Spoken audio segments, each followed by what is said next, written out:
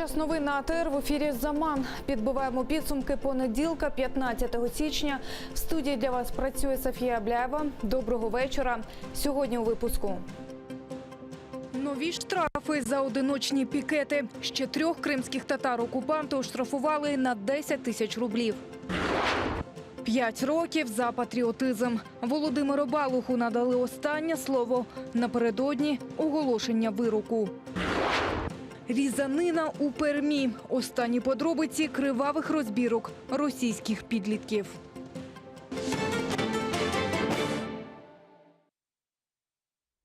Чергові штрафи за одиночні пікети в анексованому Криму по 10 тисяч рублів. За рішенням окупаційного феодосійського міськсуду змушені будуть заплатити ще 3 учасники одиночних пікетів проти переслідування мусульман півострова, що відбулися у Криму торік, 14 жовтня.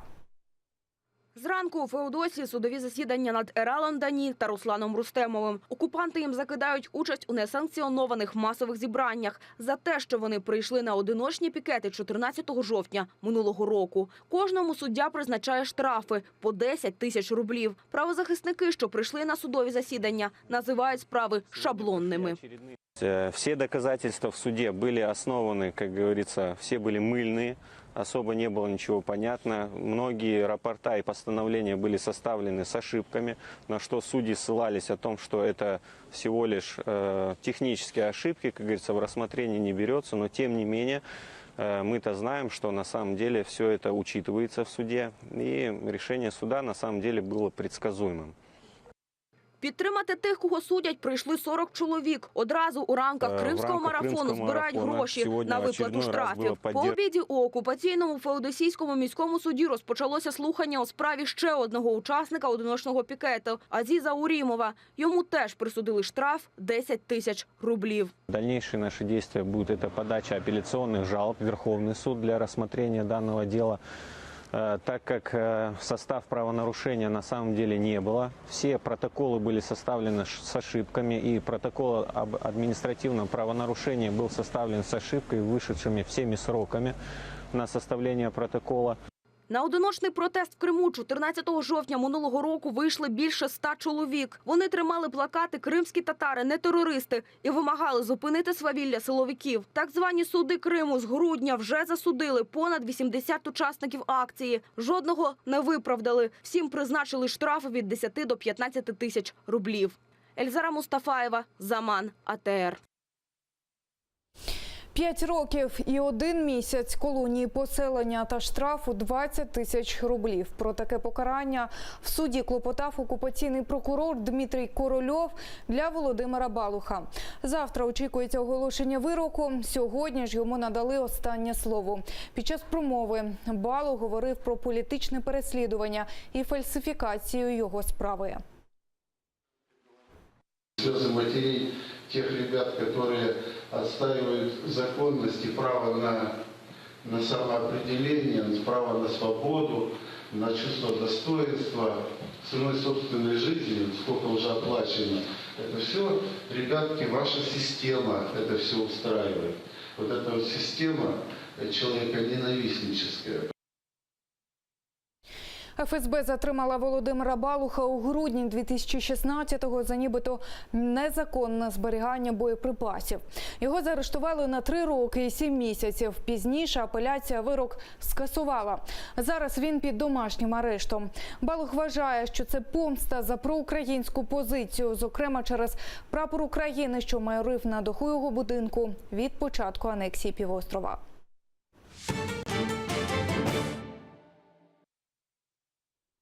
Верховна Рада розгляне завтра у другому читанні законопроект про деокупацію і реінтеграцію Донбасу.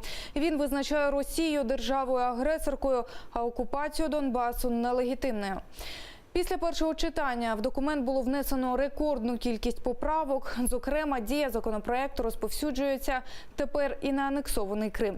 Тему продовжить наша Олена Стецюк.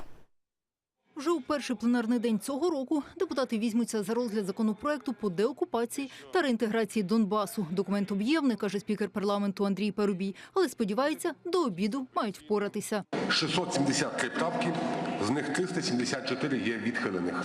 Росія – агресор, а окремі райони Донецької і Луганської областей є тимчасово окупованими. У фракції БПП кажуть, тепер на законодавчому рівні вводяться поняття «російська окупаційна влада» та «російські окупаційні війська». Обіцяє, згадки про Мінські угоди не буде. А ось питання Криму в законопроекті прописали.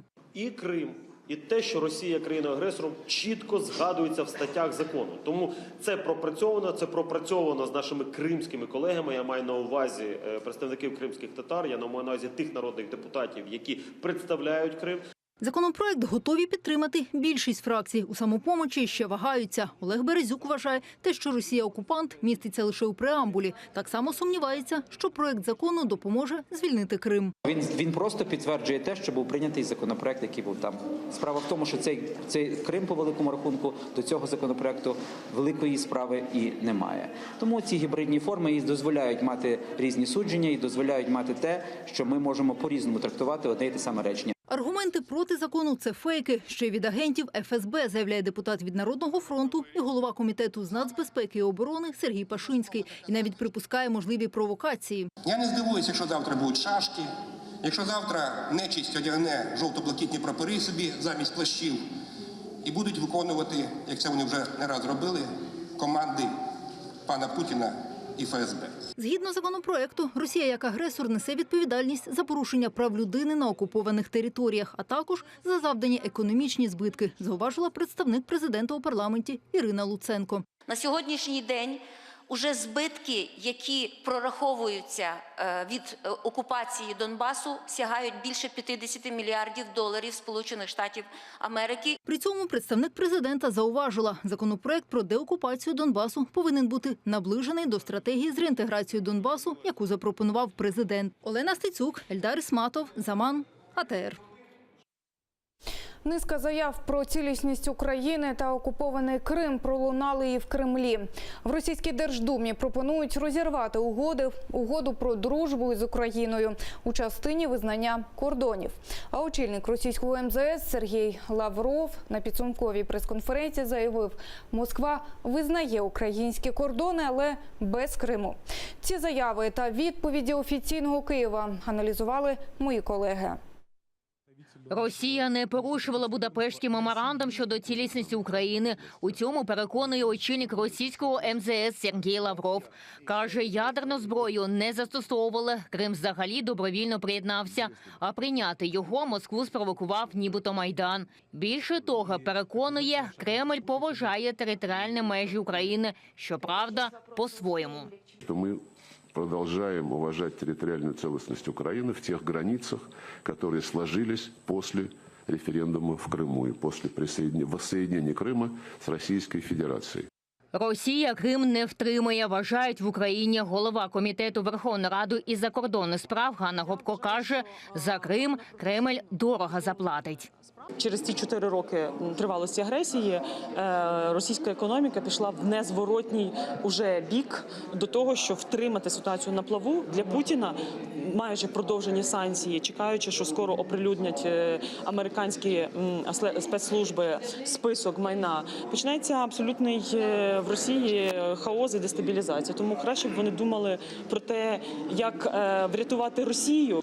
Та в Росії більше думають про українські кордони. Заступник голови комітету Держдуми у справах СНД Константин Затулін напередодні запропонував піддати ревізії договір про дружбу і співробітництво між Росією та Україною. Та навіть розірвати цю угоду. Її уклали ще у 97-му році. У документі Росія підтвердила, визнає Крим і Севастополь частиною України. Нині ж російський депутат Затулін заявляє, оскільки дружби більше нема, старі кордони визнавати не потрібно. Його заяви в українському МЗС коментувати відмовилися. Мовляв, не того рангу він політик. А от у Верховній Раді ініціативою російського депутата обурені. Ми маємо вимагати від Російської Федерації повернутися в норми міжнародного права і виконувати закон. В тому числі і договір про дружбу, який визнає територіальну цілісність, суверенітет України, повагу до наших кордонів у міжнародно визначених межах. А це Донбас і Крим. Крім того, в Україні кажуть, Росія лукавить, заявляючи про невикористання ядерної зброї в контексті Будапештського меморандуму, бо в цій угоді гарантувала не застосовувати взагалі ніяку зброю проти України. Ільвіна Сидбулаєва, Олена Стецюк та Ельдар Ісматов. Заман, АТР. Грузинський телеканал «Руставі-2» готовий передати на графологічну експертизу так звані листи Петра Порошенка до ФСБ. Про це в ефірі телеканалу АТР заявив гендиректор «Руставі-2» Ніка Гварамія. Доти там не беруться однозначно стверджувати, що листи оригінальні, а от оприлюднили їх начебто через резонансність інформації. Мы очень долго, так сказать, проходили сам материал, стоит ли его публиковать или нет, и наконец решили, что публиковать стоит, потому что исходя из тех, так сказать, сводок, которые у нас имелись насчет этого материала, внутренних, так сказать, наших же, он не является фейком. На вопрос, является ли этот документ фейком или нет, можно отвечать только в одном ключе. Это графологическая экспертиза. Если графологическая экспертиза, международная, конечно, не внутриукраинская или внутригрузинская, скажет, что это совпадающие почерки, тогда, я считаю, не о чем будет разговаривать. Напередодні прес-служба адміністрації президента України поширила повідомлення, в якому назвала оприлюднені грузинським телеканалом та деякими українськими ЗМІ документи фейковими. Там вважають, що листи від імені Петра Порошенка до ФСБ, в яких він зобов'язується начебто не діяти проти інтересів Росії, низькопробною підробкою, закинутою телекомпанією «Руставі-2» спецслужбами Росії. Зауважимо, що грузинський телеканал «Руставі-2» є опозиційним, а з часів президентства Міхеїла Саакашвілі у Грузії відомий своєю прихильністю до нього.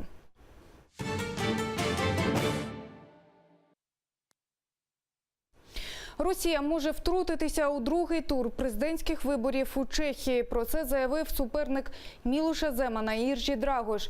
За його словами, російські спецслужби зацікавлені, аби саме Земана переобрали президентом, бо в Іржі Драгоша проукраїнська позиція. Зокрема, раніше він заявив, що зняття санкцій з Росії не на часі.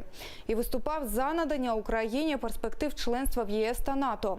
За результатами першого туру президентських виборів у Чехії в Мілоша Земана майже 39% голосів виборців, у Іржі Драгоша майже 27%. Другий тур виборів відбудеться за 2 тижні. Мілош Земан відомий своєю антимусульманською та проросійською позицією. Різанина у пермській школі. Підлітки ножами поранили 11 дітей. Дісталося і вчительці. Всі вони ушпиталені, 3 вже прооперовані. Нападників затримали. Детальніше далі в сюжеті. Усе сталося зранку в одній зі школи Пермі. За офіційною версією, 2 підлітків почали битися в коридорі. При собі мали ножі. Далі хлопці потрапили до класу з 4-класниками. Розборонити нападників намагались вчителька і діти. За фактом нападу порушено кримінальну справу. За іншою версією, яку оприлюднили ЗМІ, підлітки напали на школу через нібито образливе повідомлення у соцмережі. На момент нападу там було майже 750 людей. Усіх евакуювали.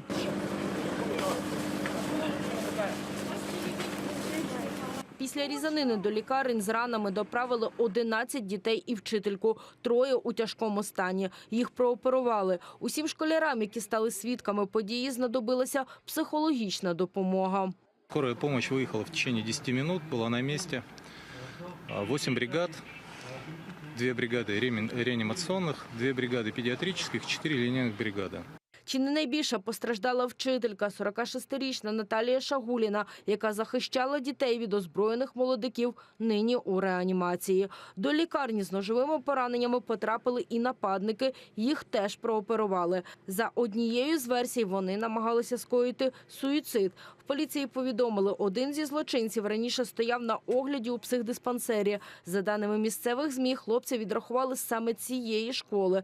В нього буцімто суїцидальні нахили, і він має проблеми з наркотиками. А ще цікавився розстрілом школярів в американському Колорадо наприкінці 90-х. Охранники все в шоке, мы тоже в шоке. Очень было реально страшно. Я держал себя в руках, настоящий истинный герой. Вот. Нападавших ты не видел? Нет, не оборачивался. В соседнем кабинете были.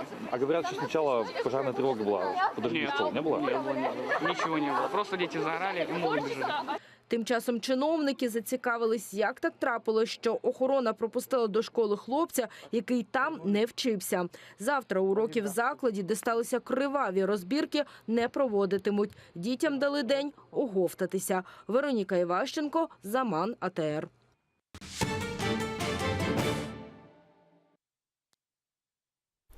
Півтори тисячі іноземців не впустили до України торік. Усе через незаконні відвідини окупованого Криму. Про це повідомили у Державній прикордонній службі. Більшість із тих, кому відмовили у в'їзді – росіяни. Також прикордонники протягом минулого року зафіксували понад 2 тисячі незаконних в'їздів на територію анексованого Криму. А за 2 тижні цього року виявлено 3 десятки порушників. Легально потрапити на півострів можна тільки через затверджені Кабінетом міністрів пункти в'їзду-виїзду на адмінмежі з Кримом.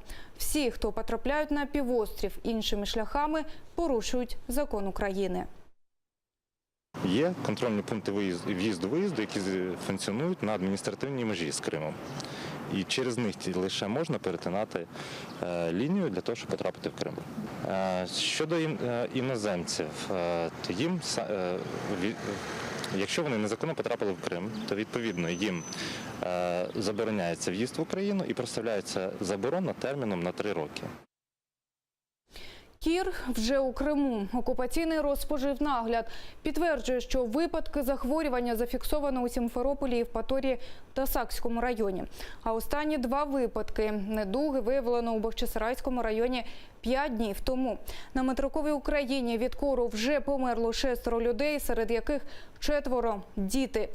В деяких регіонах у навчальних закладах через спалах хвороби оголошено карантин, а дітям без щеплень заборонено відвідувати заняття. В Одесі, наприклад, від сьогодні для дітей, які не мають щеплень від кору, запровадили дистанційне навчання через відеоуроки.